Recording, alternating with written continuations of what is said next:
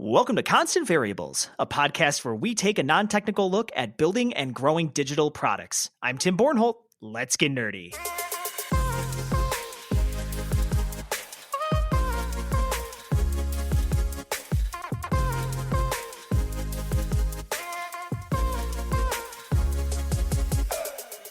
This episode is sponsored by the Jed Mahonis Group. If you or someone you know is looking for a new role in business development, check out our job posting in the show notes of this episode. We're looking to add someone to our team who can help us grow by generating partnerships with new clients. So if you enjoy the culture of a small team that works remotely, communicates daily, and has each other's back, then email your resume to careers@jmg.mn.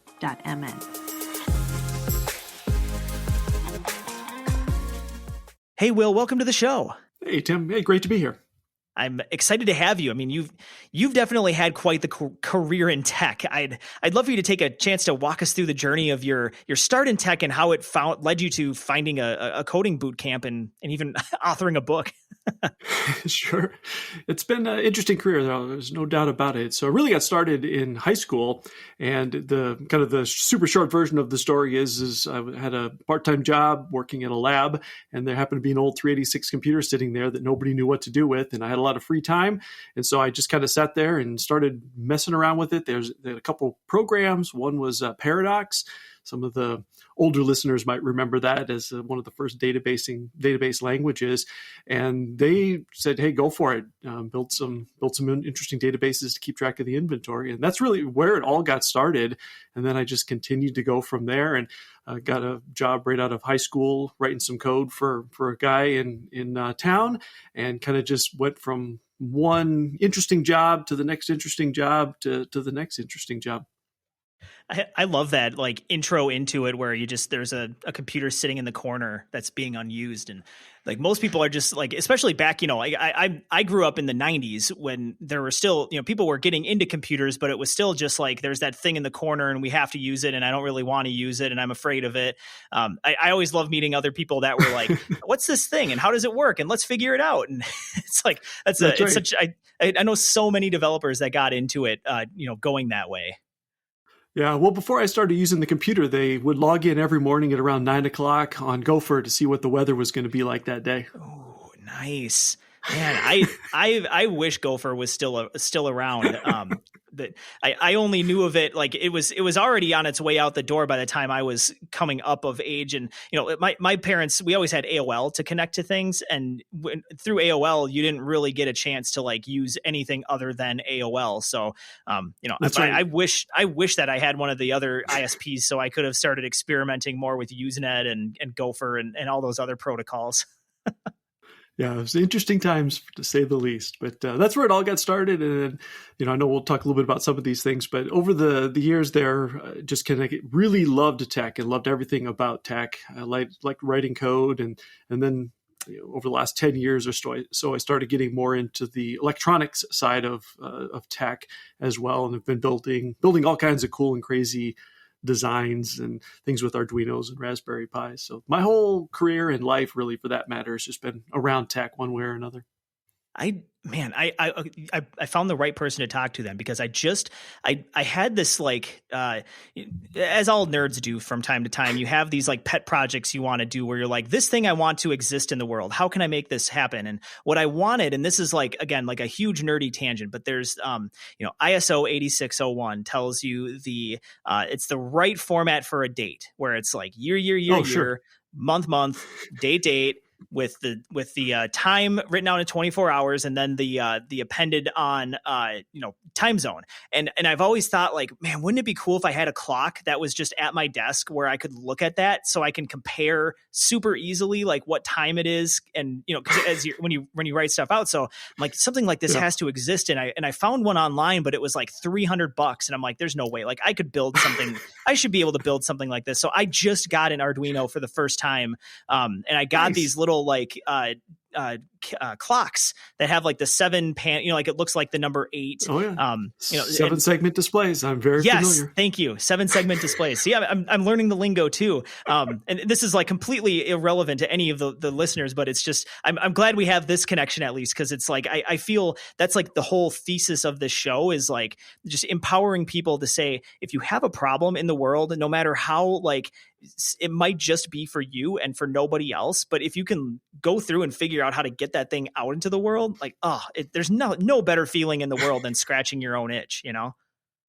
Yeah, well, we sure got off on a quick tangent, but I love it. So since you brought it up, the 7 segment display, one of the kind of pet projects that I've been working on for the last couple of weeks is I bought from China. I buy a lot of electronic stuff just straight from AliExpress, and it comes straight from China. And one of these listings said I've got half a kilogram of random displays. And these are things like if you thought, well, what happens when they have an overrun of display panels for like a rice cooker or a microwave and they don't know what to do with them? Well, the answer is they put them in a box and sell them to me. So what are you going to do with them? Well, that's just it. I've had this box for about a year, and it's completely random displays. They've got icons on them that make no sense at all. Some of them do. There's like a little shrimp. It's like, well, clearly that's to cook shrimp. And then they've got numbers, and some of them have 2 numbers. Some of them have 4 numbers. Some of them are clearly clocks for a timer. And so I got this idea of, well, what if I hooked a bunch of these up? And so what I'm doing, in the process of doing, is I've got 14 numbers, 14 digits, and then a whole bunch of just random symbols and icons throughout them. And so I'm going to build some type of a timer that's 14 digits long. And I'm not exactly sure all the little fine details on it, but the visual effect of it is really cool. Then I've got a piece of cut acrylic and some bezels that I built out on some 3D prints that I made to create this display. And it just looks really cool with just the numbers flashing on it. But it would work perfect for your numbers display. Absolutely. Oh, yeah. Okay, so yeah, as soon as you have that done, I say send it to me, and I'm going to put it in the show notes. Like even if it's like a year from now, we'll make sure that this, because I'm really curious to see. Like I can visualizing it in my head, but I think like it's one of those things where when you actually see it and you feel it, it makes it that much cooler. Where you're like, this is so random but so awesome. That's right. Yeah, I'll send you over a picture when we're done because I've got the prototype already built up. I love it. All right. So you wrote Wired for Coding back in 2016. Now, I think one thing that we really are going to try to base this episode around, like you said, is kind of hiring and best practices for, getting that first job as a developer, all that good stuff that's really hot right now, 5 years after you wrote your book. Has anything changed since you wrote the book in terms of best practices for developers landing their first job right out of college or boot camp? Oh, no, I don't think, in my personal opinion, nothing has really changed. The one thing that has changed is the job market itself. Because, I heard a name the other day on a podcast, and I got to go back and see what they said on it. But it was an interesting phrase, and I'd never heard it before, of just kind of how that job market is shifting and how things are, it's kind of like this exit culture where everybody's in the process of leaving a job or starting a new job. We've got this weird transition. And I think it's never been more important for people that are going from one job to another to have that portfolio built up, have that resume kind of tuned up, have some things they can talk about and impress the employers, because the market has changed so much since COVID. It's just, it's almost like light and day. And interviewing 2 or 3 years ago is definitely different than what it is today. I think on both sides, both the candidate side as well as the employer side. There's just different options. We ran a job offer or job application here 3 weeks ago, and it used to be where you'd get a whole bunch of applicants right away, and then you wouldn't hear anything like 7 days later. And now we're seeing quite the opposite. We just continue to see this trickle of new, really good candidates coming in. I think part of it is that, obviously switching jobs is a big deal and people want to think about it a little bit more. And it's not just a knee-jerk reaction. Yeah, I think whenever the market swings like like even job markets or like stock markets or anything, it's like the fundamentals and the base things that you do should always be the same. Like you want to use your networks, you want to have portfolio pieces to show people. What I've been seeing that's really interesting is the companies that continue to be undeveloper friendly are the ones that really seem to be struggling with the great resignation and with the great reshuffling or whatever you call it that we're seeing here in 2021. Or sorry, I guess now we're in 2022. Man, it's been a long. It's February and I still don't even know what month and year it is. It's the before times. COVID reset everything. But yeah, it feels like we are like those companies that are really unfriendly in terms of like, we're going to put coding challenges that are harder than anything you'll ever face in the actual job. Or, we're going to say you need to have 10 years of experience in a language that's been around for 1 year. All those things where it's like, developers are starting to become savvy to that. And it's just, it's kind of interesting to see the market shift where it's like, what do developers actually want? They want to be able to work from wherever because they can. You just need a laptop or whatever, and you can do your job. There's so many things like that. I mean, is that kind of, does that mesh with what you're seeing out there right now? Well, it does. And the other thing that those types of things, like where you've got a job programming test or things like that, what it's really doing is setting the job culture. It's like, I don't trust you or believe you on what you have to say. I want to prove it to myself. And that's obviously a big turnoff to experienced developers or people that have choices, people that have, they go work anywhere and get a good job. And so why would you go through that overhead and hassle and just try to prove yourself to something where you may already have 10 years of experience? And I do think that many of the job seekers that are out there today, especially post-COVID, they've adjusted their values. They've readjusted what they care a lot about. They want to be able to go pick their kids up from school. They need to be able to take time off. They want to be able to work from home if something comes up. And I think the businesses that have adopted those policies and just are a lot more, I don't want to say forgiving, but understanding that people want those things, I think are going to have a much better job finding good quality employees.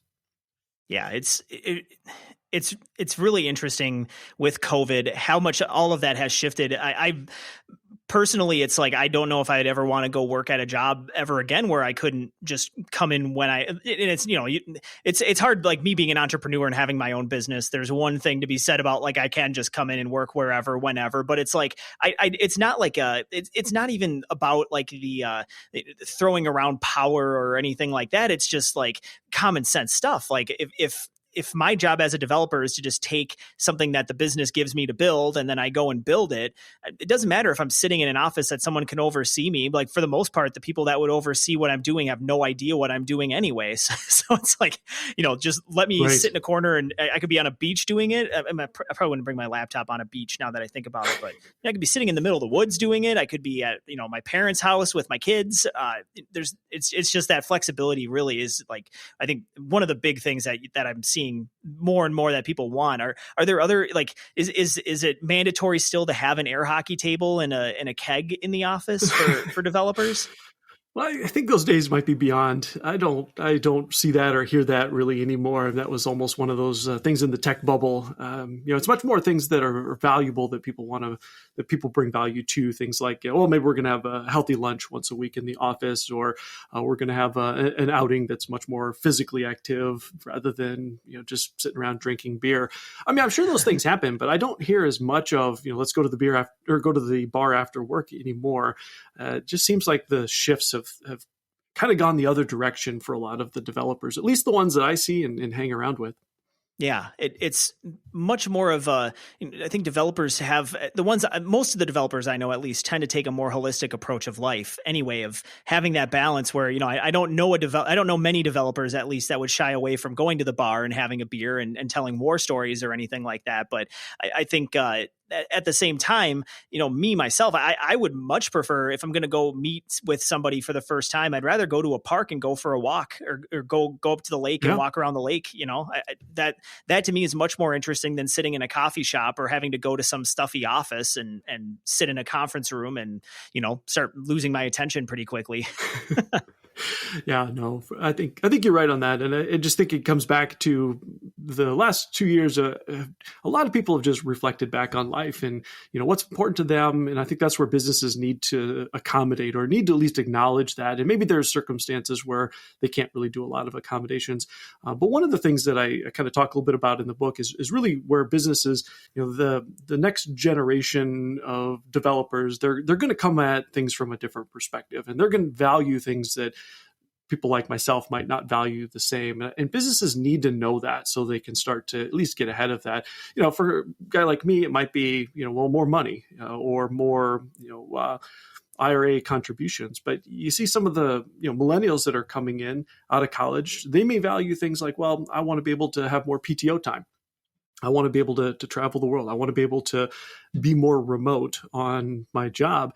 And those are things that I think businesses need to consider when they're hiring people, and not just have everybody fit into the same black box and say, well, what we pay our 20-year experienced developers for benefits needs to be the same as the new guys coming out of college.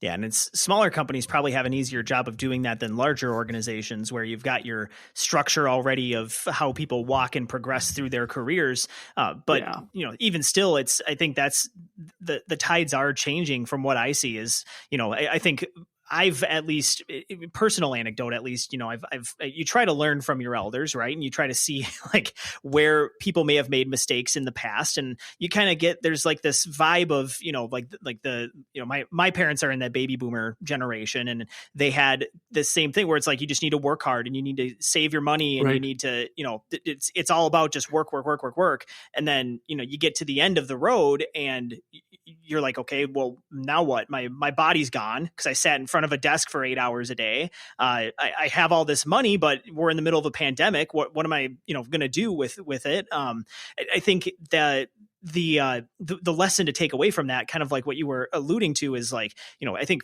people are looking for that more, how can work fit into a bigger picture of your life, of being able to stay physically active, especially for a job like programming, where you're sitting behind a computer, for a ton of time. It's, I can find myself sitting in front of a computer forever, just getting lost in whatever I'm working right. on. But I also know, like, at some point it'd be nice to get up and go for a walk or go for a run or play broomball, whatever, like, and so I think the having that flexibility too, of like, I think the salary thing, like you alluded to, it's not like I don't want a big fat salary. Don't get me wrong. Like, who doesn't want that? But I want to be able to also spend it and enjoy it while I'm young and have young kids. Like, I want to be able to like take a week off and go, to a different country, or go drive out for a cabin visit or something. It's finding that right balance and how work can fit into all of that, I think is what I'm seeing, at least with what developers are asking for these days. Yeah, no, I completely agree with you. And I think a lot of that is stuff we're going to see more and more of it moving forward. And, I know some of the more recent hires that we've had at MarketBeat, we've got really good benefits. But, in some cases, they're far more interested in the PTO time than they are, an additional few $1,000s on a salary. So, why not take advantage of that if that makes them happy? From the business's standpoint, I mean, it's mostly a wash. Yeah. There's what we kind of brushed over it pretty quickly too, of like, have the best practices changed? Nah. All right, moving on. I figured like maybe it might be beneficial too to talk about like just a couple of the best practices that you might talk about for helping developers to find those first jobs right out of college. And I mean that I think to me, it's like there's this interesting bridge of like, I'm sure in the book you address a lot of those best practices specifically for developers, but we also have a lot of people that run companies listening to this show as well. And there's definitely, I think we've identified there's like a bridge that you have to meet at both sides. They have to meet in the middle somewhere. So this is kind of just an open conversation of like, what do you see for like those best practices? We can start with developers if that's a good place to start, but like, what do they got to do to get that first job right out of college? Yeah, absolutely. Yeah. Well, I can definitely cover some of the things that I cover in the book. Now, one of the things that I always think that from a developer's perspective, when you're fresh out of school or a boot camp, or you're essentially new to the career, is that you need to have some type of a work portfolio. You need something to show that hiring person what you've done. And the other thing is, a lot of people think that, well, once I've got my first job, then I don't really need that. But that's not entirely true either, because if maybe you got 3 or 4 years of experience working with a company. Well, if you sit down and interview with me, I'd love to see something that you've worked on. Well, you can't show me what you've been working on for the last 3 years, because that's all proprietary code and proprietary information. And in some cases, it's even difficult for the candidate to talk about what they did, because that's private, confidential information. So I think the number one thing any candidate can have, but especially a new candidate coming out of education program, would be to have some type of a work portfolio. Now, it doesn't need to be, and this is something you used to see a lot in advertising and marketing jobs, where they would have a nice book with pages, that campaigns they've worked on and things like that. It doesn't need to be anything like that. Have yourself a great Git page, contribute to some open source projects if that's something that you're passionate in, or put your own projects into Git. One of the first things I always look for on a candidate, whether they provide it or not, is whether or not they have a Git account, or if they have contributed to any sort of kind of open source or open projects that are out there, because it shows a lot about who they are, what they're passionate about. But then you can also get to dive a little bit deep into the code. Now, as somebody that has hired a lot of developers over the years, like, I'm not in there trying to nitpick your code. I'm not saying, well, why did you use a for loop instead of a while loop, you moron? I mean, it's nothing at all like that. It really gets down to a couple things. One, do you have passions into code? Because if you don't, that's probably a sign. It's like, I took coding, got a coding degree because my counselor said I could make a lot of money on it. Well, that's probably not a coder that you would want to hire. I'm not saying there's never a reason to hire them, but that's probably not the passion that you want on a new candidate. And the other is just to see what they're doing from a style standpoint. And it gives you a base of conversation. So now, during a phone interview or an actual in-person interview, you could actually walk through that. It's like, well, why are you passionate about this project? What did you learn from this project? Because as somebody that's written a lot of code, I'm sure you can appreciate this. It's 20% writing code, 80% figuring out what you did wrong. That's just the way it is. You learn so much from what you did wrong. If I wrote a program from start to finish and it had no bugs, I honestly didn't learn a single thing. Clearly, I shouldn't have been writing that code.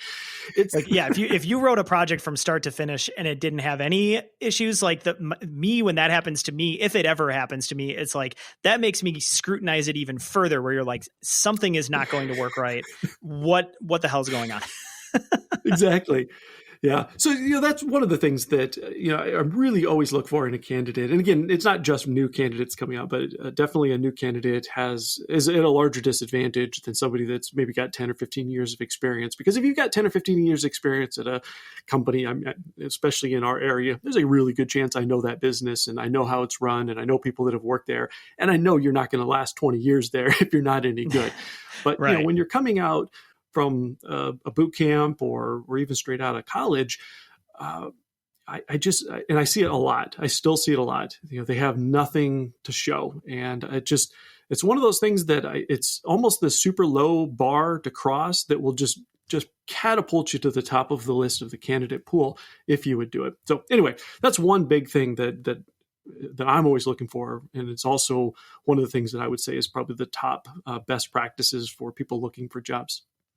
Yeah. One of the interview questions that I always like to ask developers is talk about a bug that you've solved that you're particularly proud of solving. Because there's something about that question, like you can see in somebody's eyes whether or not they have that drive that you were talking about. Like if somebody is just doing this to make the money or whatever, you can suss that out pretty quick through that question. But like when you give a developer a chance to talk about the bug that you found and how did you end up solving it, it's like you can see something light up in their eyes, like, yes, like here's how I did it, and they're so proud of it, and they're like, okay, well, it's usually a good sign, at least, that's going to be a good candidate. Yeah, it absolutely is. And like I said, I've never learned anything from doing things right, but I've learned everything from doing things wrong. And, we just simply need to apply that. And it's not a negative. And I don't want people to think, if you're a coder and you struggle with, I write code and it's got bugs. Well, they all do. We all do. It's the challenges. It's what you learn while going through that process that's probably far more valuable than the actual code itself, the good stuff. Oh, absolutely. So on the flip side of it, then, for companies that right now are struggling to hire developers, I mean, I don't know where necessarily you'd want to jump in on this, but one thing I think about right away with this is, again, kind of the issue of people wanting to hire senior developers but pay them junior amount of money or give them junior compensation in some form or another, versus like just this, there seems to be like companies have a hard time with junior developers of like nobody wants to take that first chance on somebody. So what advice do you have for companies that are struggling with hiring right now in this market? Yeah, I mean, that is absolutely a tough one. And I do think it comes down to what the business's goals and priorities are. I mean, it's very, very difficult if you've got a really strapped dev team to then bring in a junior developer and say, well, I need you to get more productivity, but also here's somebody that doesn't have any experience. So I think when you hire, you need to be honest with yourself as to what type of a candidate do you want. Do you want or do you need somebody that's just going to jump in and just be able to run from day one? In which case, go look at your competitors and hire one of them, because you already know they know what's going on in the business. But if you're somewhere where you're trying to build out a team, or you're trying to build out something over a long period of time, maybe you don't have that exact rush, and you want to be able to bring in somebody that you can mentor and sculpt into a really good senior developer, in 4, 5, 10 years from now. There's going to be a commitment on that. And I'm not a big fan of kind of how some of these businesses decide on compensation. It's not, a lot of them just do it based on, well, I'm already paying X dollar amount for a senior developer, therefore I can't pay any more than that because this person will be mad internally, and they'll try to hide things about it. And I've seen that happen as well. This stuff always ends badly for the business. I think you just simply need to be honest. You need to pay a good, fair, decent wage for the skills that you're bringing into the table. I mean, we talked about it earlier. I mean, it's it has to be win-win on both sides. You can't have a new candidate coming in upset they didn't get the salary that they wanted. And you can't have the business from the other side of it saying, well, geez, I paid that person way too much. I need to get more money and value out of them, because it's simply not going to end well on either side. And right now, with the job market that it is, there's a good chance that person might not stick around for 3, 4, 6 months. I've seen it. I've seen it happen countless times. I think both sides of that party need to be very honest as to what they want. And if they don't come to a good mutual agreement, they probably shouldn't move forward with an employment. Yeah. I mean, even as hard as it is to find developers, it's like it's much, much worse to hire the wrong person than it is to, try to it does never work out when you kind of go into that relationship with bad feelings or bad terms. Like you kind of mentioned earlier we were talking about the tests that people give developers, where it's like right out of the gate, right, you're just like not trusting somebody. And I think about that in the same terms of like when we get approached from potential customers and they force us to sign an NDA before they even tell us the idea. And it's like, yes, give us a little bit of credit here. Like we're not going to steal your idea for Facebook for Pets or whatever. Like, it goes around. Like it's all about that trust and building up those relationships. And that's often why, like, I think with junior developers, whenever I get a chance to mentor them, it's like the more you can get out there and start building your network and building those relationships up and showing that you're trustworthy and a good person, like the soft skills that everybody always talks about. It's like the more you can bolster those, the hard skills of developing, like those will improve and grow with time. You got to just get your foot in the door to start. Yeah, absolutely. And it does come back to, again, both sides needing to be happy with the agreement. And anytime there's one way or the other, it doesn't work out well, it never corrects itself over time. It always ends badly. And I think that's something that a lot of businesses don't really think about. It's like, well, if I can get this person at, 20,000 less per year, it's a win. It's like, well, it's not a win, because it's not going to be long before they decide that they don't like working for you because you're a cheapskate, or, you cut corners on payroll, therefore you're cutting corners on everything. But you brought up networking just a second ago, and that was another thing that I really did want to put out there for any of the newer developers, or even just people that are looking for new jobs. The value that you will get by being able to build out and leverage your network is just astronomical. And I just don't see people leveraging it very well. And I mean, I could go back through dozens of cases over the years where, I found a really, really good candidate because I was out networking and building out that network, looking for the right candidates. Now, they may not have been the right candidate at the time. It may be 2, 5, 10 years later where things worked out where we wanted to hire them. But it's super valuable. So and it is a really important piece for a lot of the maybe younger developers that kind of have this mindset of, it's like, well, socialization and networking is not something I'm good at, or not something that I want to do. I just want to sit in my room and write code, which is awesome. But on the flip side, if nobody knows who you are, and there's no kind of network that you've built, you're really going to struggle to just get your foot in the door anywhere. And I've got a friend of mine who completed a boot camp last fall. And one of the big things that I kept telling him was like, you need to network, you need to get out and you need to meet people in your industry that you want to get into, because there'll be some words that kind of circle back around when you're in an interview or somebody that's hiring. And sure enough, due to an event that I invited him to come to, he met a person that was looking for an entry-level developer, and that led to his first job right out of boot camp. And without that connection, he might not have had such a good opportunity right straight out of school. It's amazing. Like I've been focusing on building my network for the last 5 years, and it's been all in the context of, getting clients in the door and trying to find that work. But the more you go out and you just put yourself out there and you try to be helpful to other people, like it really does. Like you said, like it's not like you should go out there and say like, well, I went to one networking event and I got my job and I'm done. Like right. Networking is like, it's a long play. It's a long-term strategy to continue to make friends and be personable and find ways to be helpful to others, because there's been so many times where like early on, we've been in business for 10 years now. And it was like, there's people that I met back right at the beginning where, we weren't the right fit at the time for what we were trying to do. But just even today, like somebody I met 10 years ago just reached out and we had a phone call, and now we're at a point where we can deliver what they need. And it's like, just, it's really fun to have these, see like the fruits of your labor growing. And it's really, I think, from a privileged standpoint, like we're talking to people that are junior developers that don't have this.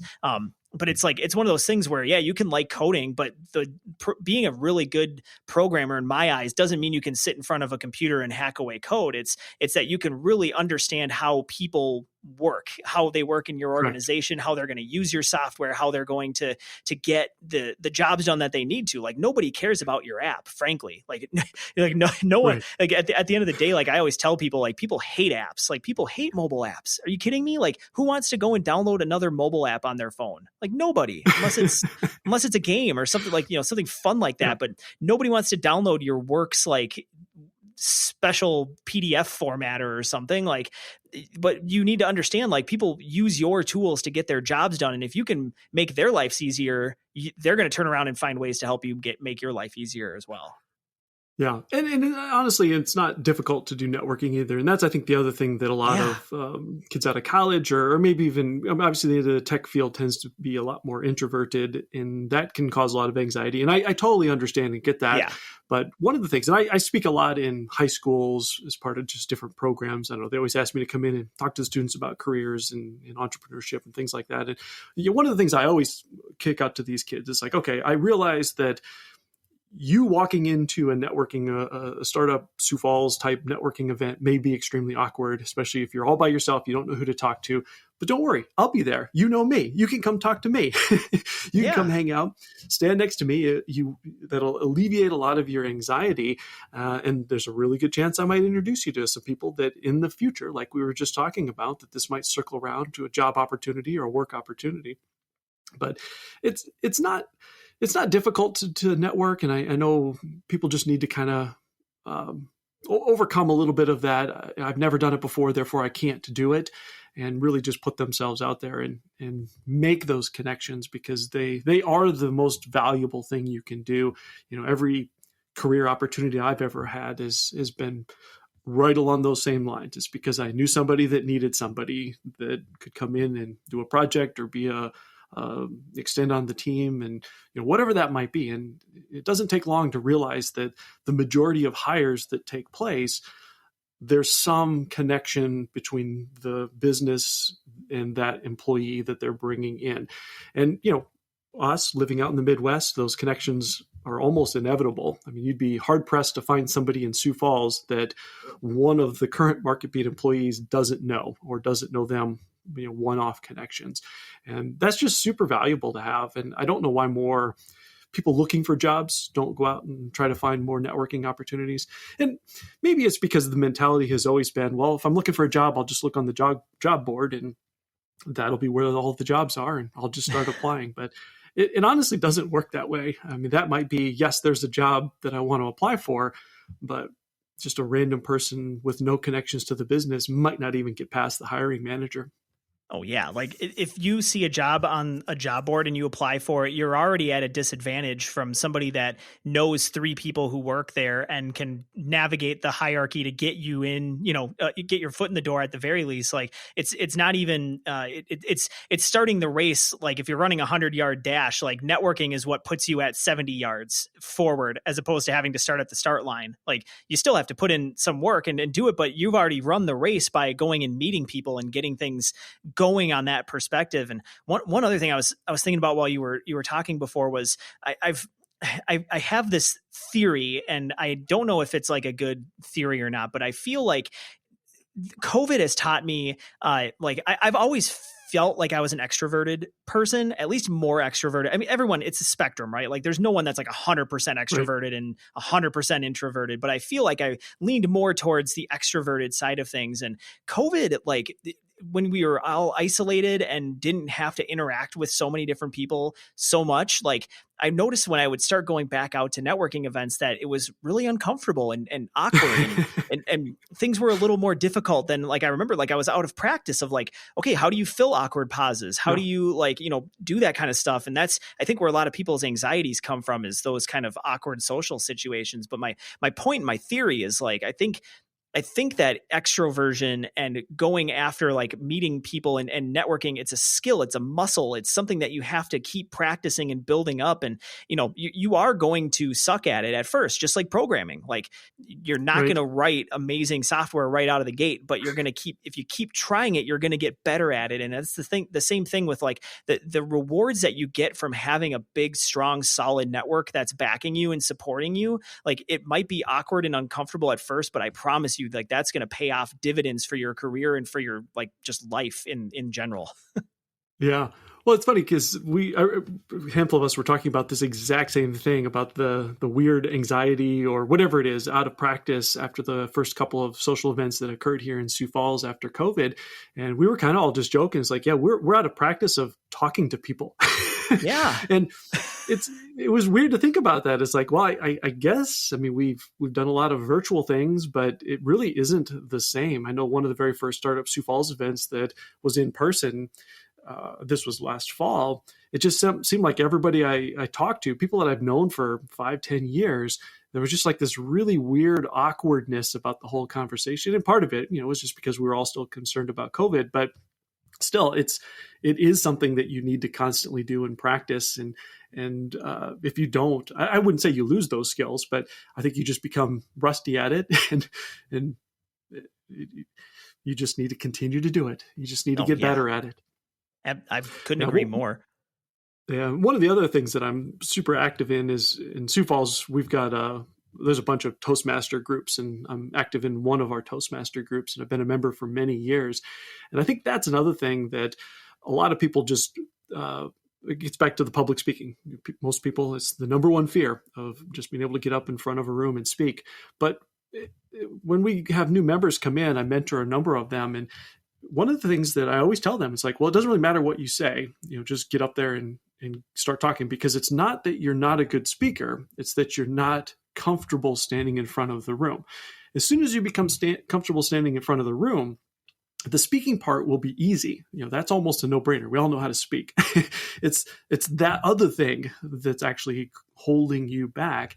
And I think there's a lot of truth in that for just networking and being out in social environments. And that's a lot of things that I think the tech people in general, tend to be more introverted, tend to be more, I'm just going to sit in my room and code. But as soon as they start getting out and starting to build that muscle of interactions with other people, they become more and more comfortable with it. And it really doesn't take much. I mean, 3 or 4 events, I bet most people would feel very comfortable. Yeah, I think you make a really good point. Like, I've always enjoyed being in front of crowds. Like it's never bothered me. And when I learned that public speaking was like the number one fear, I guess I understood it to a certain level, because it's not like you don't get anxiety, or you always, when you are in front of everybody else, you feel like you're being judged and you're on trial, and you're one Right. sentence away from everybody exposing you as the fraud that deep down you are. Like that I guess that never really fully goes away. But then as you start to live life and you start to think about it from the other side, like when you're sitting in a TED talk, or when you're sitting at someone's giving a presentation, you're probably 20% paying attention, and you're sitting on your phone, you're talking to your neighbor, you're doing other things, your mind wanders. Like you're not sitting there, like you might judge the person or say, like, think something or whatever. But, I think for the most part, when you're going out and networking, it's like everyone, I feel like more people need to think better of people, and not think like everyone's always out to get you all the time, which is really good advice for, I think, developers, especially like people that are really introverted and shy. It's like the second you step a foot out there and try to get a little confidence, like you might get your foot stepped on, like it's Right. just going to happen in life. But yeah, the more that's a really good distinction of, like, it's not necessarily the speaking that you're worried about. Cause if you get somebody talking about something they're passionate about, most people can just ramble. And that's like the people always say, like, they're really shy, but once you get to know them, man, they go wild. It's like, that's like everybody. It's not like a special trait people have. Like that's literally everybody. Yeah. Well, people are obviously more comfortable talking about things that they know, or personal things. And that's also where we always start people off within the Toastmasters group. It's like, well, the first speech should be something about you, because that topic. When you get up there, you don't even need to think about it. Now, the only thing you need to think about is just overcoming that anxiety of being in front of the room. And that's why I say it's the practice isn't to get better at remembering your speech or giving your speech. It's really the practice of being comfortable standing up in front of a room or a group of people. It doesn't even need to be in a formal setting. You see the same thing, at networking parties or events where there's 5-6 people just standing around talking. You can tell the people that are comfortable just speaking and not thinking about it versus those that are always second judging what they're going to say.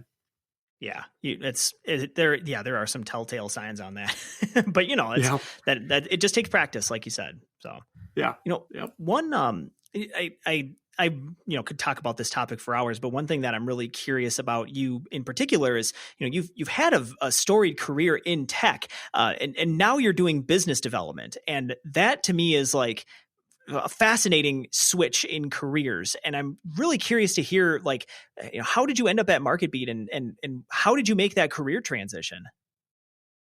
Yeah, great question. It is something that just kind of happens. But you're right. I long career in tech. I mean, I started off just writing code, as we talked about at the top of the show, and kind of still to this day, I mean, I just love tech, everything to do with it. I still write code in my spare time. Actually, I write more code in my spare time than I do at MarketBeat. Now, the whole, how did I get here? It's a long, winding story, but for about 18 years or so, essentially starting as an entry-level developer at Bright Planet, which was a previous business that I was working at / ran for about 18 years. I started as the entry-level guy, the new guy on the programming side with virtually no experience of programming. And then over that 18 or so years, just through a lot of different events, I mean, I just continued to grow and became a better leader, became a better business person, raised a bunch of capital, lost a bunch of money, all those fun things that you do in businesses, to where in the end, essentially just running the business for, I don't even know how many years, 5 years, 6 years, 7 years, a long time. And we have many CEOs over the years kind of come and go. And I was kind of that solid staple that was there the whole time. And a lot of that, was partially just because of, I was one of the original guys in the business, and I'd written a lot of the original code that we used for harvesting and collecting data from the internet.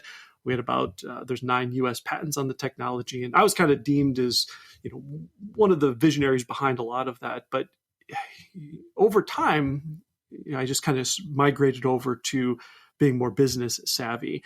And towards the end of the Bright Planet days, I mean, I had a team of developers, so I really didn't write any code for many, many years. And then that we were kind of coming to the natural conclusion of that business. We weren't able to make the revenue match up to what we needed to. And as a venture-backed company, you just can't move those businesses forward in those circumstances. And so we ended up slowly shutting that business down. And at the same time, I've known Matt, who's the founder of MarketBeat, for 10 plus years. He and I kind of got to running into each other a lot at the coffee shop and got to talking about business. And when you're in a business like Bright Planet, where you're struggling with how do we move this forward, he was one of my good business confidants where I could run things by him and get his input on it. And as it became pretty clear we were going to end the company and just wrap it up entirely, Matt was at the realization that if he wants to grow MarketBeat, he really needed to hire more people. And he needed somebody that could come in with a lot of business/tech experience and be able to start moving or helping him move that business forward. So it was one of those things which seems to be true for my career, my entire career, which is everything kind of just meshes together, and try not to worry too much about it. Something new will happen tomorrow that will come up. So as I'm shutting down one business, I'm helping ramp up this other business. And so I just agreed to come over and join the MarketBeat team and help him build that up. So when I started, which was almost exactly 3 years ago, I was essentially the third full-time employee. He had one other full-time employee and then a couple part-time employees. Well, the end of last year, we hired our 11th employee, and we're now looking for 2 or 3 more programmers right now. So we'll go from about 3 employees to 12 or 13 employees in about 3 years. And we've also taken our main mailing list, and I'll talk a little bit about MarketBeat here in a second, but our newsletter was about 800,000 subscribers when I joined. Well, we crossed 2.7 million subscribers earlier in the week. So just massive amounts of growth as part of this business. Now, part of that is because your ultimate question was, how do you go from tech to business development? For me, it was just kind of a natural thing that occurred over my tenure at Bright Planet. I just needed to become much more business savvy and needed to become more, how do you make things work when there's a struggle? And with my tech background, it just allowed me to kind of jump back and forth between two sides of the fence. I could sit down and talk business strategy, or I could sit down and talk to the developers on what we needed to get done. And by having those two skills just really allows me to go from all those conversations and materially move things forward at the same time. That's really again, kind of what I try to preach on this show so much is technology and understanding technology is going to be critical to literally everything that we do in life. Just having a base, simple understanding of tech will get you so far in whatever career you go. And when I went to college, I had I majored in journalism. I ultimately majored in journalism and minored in computer science. And even if I chose to go into a career of journalism, having that computer science background and just understanding how this stuff works, it just makes you so much more efficient at what your job is and helps you be able to understand everything that's kind of evolving throughout the world. So I think, from your standpoint, having that experience of A, being an entrepreneur, B, being a tech entrepreneur, which is its own crazy set of problems, and then bringing all of that knowledge into a role where you're okay, I understand, how to position these things, and it makes you think in terms of systems, and you start to see things I don't want to say logically, because that would presume the opposite of everyone else thinks illogically. But when you think in terms of Boolean operations, when you think of if this and this and this, and you kind of line up your systems in that way, that kind of methodology and approach for taking that kind of methodology and approach and applying it to any other facet of the business is going to just help you accelerate so much more faster and help you scale from 800,000 to 2.7 million mailing list users. That's the way you do it, is through systems. Yeah. And again, I'm somewhat unique in this field. You don't see a lot of people that have that extreme tech background that are then doing things like business development or working with advertisers. But the being able to walk both sides of that fence just is so beneficial. And to your point about everything is tech these days. There's only one person that I allow to say I'm not technical, and that's okay. And that's my mom. She's allowed to get away with that. She doesn't have a computer. I took it away from her. She's the only person. When I hear somebody either straight out of college or even, 30s say, well, I'm not good at tech. I'm like, well, you know what? You just don't time care. to get You good. just didn't try. Yeah. Yeah. You're not going to get very far. And before COVID, we used to teach, we talked about it briefly, but I run a 501c nonprofit called Code Bootcamp School, where the main goal is to teach kids about tech and get kids interested in programming and electronics and all kinds of things. I mean, we could do an hour podcast on that alone. But one of the things that I always got the biggest kick out of is that we did a code club at a private school here in Sioux Falls. And these were fourth and fifth graders. So we're talking like 8, 9 years old for context. And we would literally teach them how to build video games. And they would be good. And I mean, really good. But what I always did was I always invited the parents in, and I would call it a parent showcase, because for one, the kids wanted to show off their games. And two, I wanted the parents to see what their fourth and fifth graders did in a super short period of time. So usually we're only talking maybe 10, 15 hours into a program. We would schedule a showcase and invite these parents in. And it just blew the parents' minds on what these kids created. They just assumed that they were just playing video games, or I don't know what they assumed.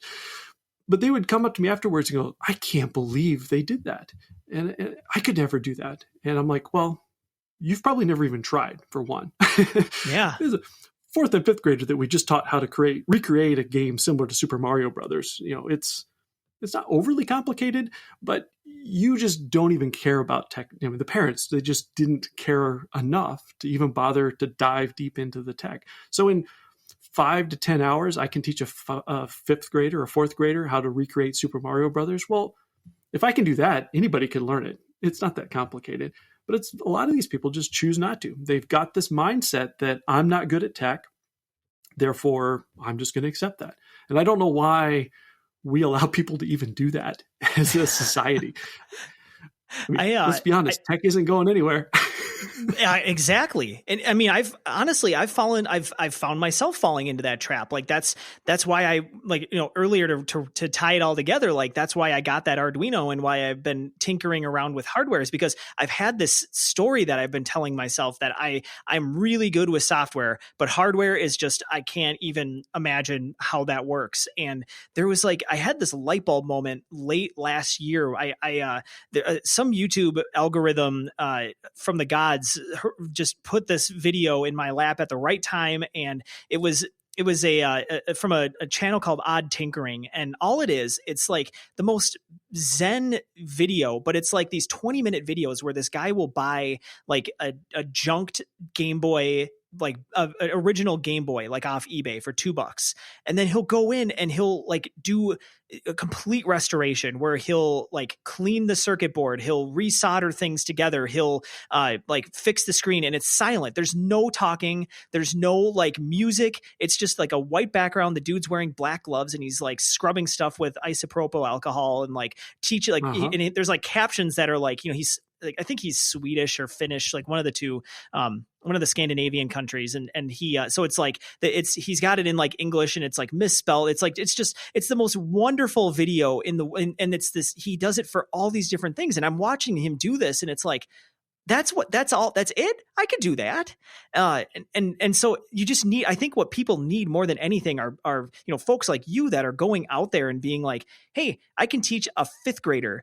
What would that be? A 10-year-old and a 9-year-old? I can teach kids these young, all you need to do is give that little bit of inspiration and that motivation and more importantly, that shoulder, just like you said with the networking events, it's you got somebody here, that's all you need is just one person in your life that can give you that motivation to say, honestly, it's not that hard. You just need to have a problem that could be solved with tech, and then have somebody out there that can show you, hey, here's how you can use tech to solve your problems. And then all of a sudden you're going to be technical because you're going to get the bug. You're going to see ooh, I figured out how to automate this one little thing that's been bothering me. I wonder what else I can automate. Yeah, absolutely. And a lot of the kind of the mindset that I always took when we were teaching kids, and we did both software and electronics, and I did it for many, many years. And I need to get back to it once everybody's a little bit more comfortable doing far more hands-on type things.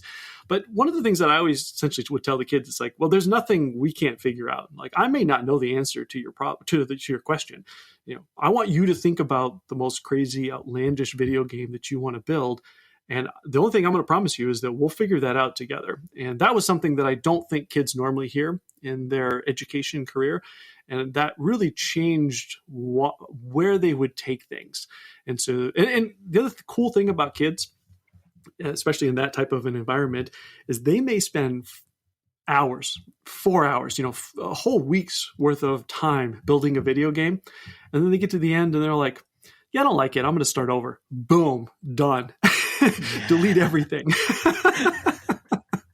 And I'm like, what? Why did you delete that all? It's like, I changed my mind. I'm going to do something completely different. And to have that, to me, was just always so freeing. Because, I'm the king of starting projects and then just putting them aside saying, well, no, I'm going to come back to it, but I'm not going to destroy it. I'm not going to throw it in the trash. But these kids were just so liberal with it turns out I don't want to do that anymore. I'm going to do something. I got this new idea, and they would just tackle it. I think if we all as a society had more of those types of thoughts to what we do, I think we would all just go so much further in life. Oh, I couldn't agree more. Well, this was an amazing conversation. Please take a moment here to tell us where people can find you, get in touch with you, and also learn more about what MarketBeat is. Sure. So I'll tell you a little bit about MarketBeat. MarketBeat is a financial services newsletter. We've got 2.7 million subscribers. It's everything if you're an individual investor, it's everything you would need to know about investing in stocks and being able to track and follow the stocks that you are investing in or want to follow. We've got a daily newsletter where you can customize what stocks you want to follow, and then we'll send you those emails right straight to your inbox so that you can stay informed. Of course, that's the super high level view. There's way more to it than that. You can head over to marketbeat.com if anybody fits that profile and can take a look at it. We've got free accounts, and there's also some paid subscriptions. With respect to the other stuff, I don't know. I guess you can Google me. I think I'm the first 5 or 10 pages of Google. We touch like 1/100th of the things I've done on this hour podcast, but I'm super easy to find. I think I might be the only Will Bushee out there that does stuff that gets any recognition online, but I don't have any specific place. You can track me down on Facebook or LinkedIn or send me an email or just come to Sioux Falls, and you're more than likely going to find me at Queen City Bakery if you go hang out there. Ooh, that sounds extra tempting, and you're lucky you don't have anybody else, because there's one other Tim Bornholt out there, but he's a farmer in like Kentucky, I think, and I keep getting he gives testimonials for all these different insurance companies, and so I get the Google alerts every time he gets a new testimonial on a different website, but I still think when you search my name, I'm high up on that list. Yeah, well, it's funny. It's just one of those things where people are always like, well, how do I get a hold of you? I'm like, well, if you can't get a hold of me, you are not trying. Yeah, it's not that hard. Will, thank you so much for joining me today. This was awesome. Absolutely. Thanks, Tim. Thanks to Will for joining Tim on the podcast today. You can learn more about MarketBeat by visiting marketbeat.com. Show notes for this episode can be found at constantvariables.co. You can get in touch with the show by emailing hello@constantvariables.co, or you can find us on Twitter at CV_podcast. Today's episode was produced by Jenny Karkowski and edited by the fashionable Jordan Doust. This episode was brought to you by the Jed Mahonis Group. Check us out at jmg.mn or follow us on LinkedIn.